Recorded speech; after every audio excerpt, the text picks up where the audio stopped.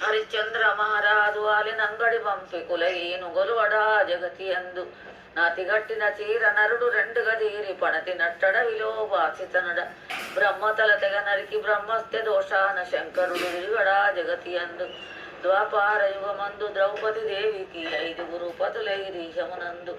కుంతిదేవికి పెద్ద కొడుకైన కర్ణుండు తమ్ములతో పోరి తాను సంసి బ్రాహ్మణి కన్యక భార్గవ కూతురు క్షత్రియుల పాలాయ కర్మగతి ఆపతి వచ్చిన వేళ విక్రమార్కుడు కాకి మాంసము తినియు కష్టపడి మనుషులెంతటి వారయ్య మహిమదలివా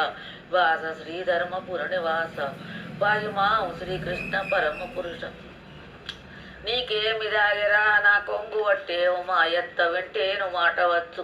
పట్టరాకుర నన్ను పలుమారు చైదాపి అంటరాకుర నేను ఆడిదాన్ని బావలు మరుదులు పైకావలున్నారు దంట ఏరాలు నా కంట్లో నెరుసు మా మామ నీడపై మరిదాడరీసురా మా ఇంటి మగవారు మంకువారు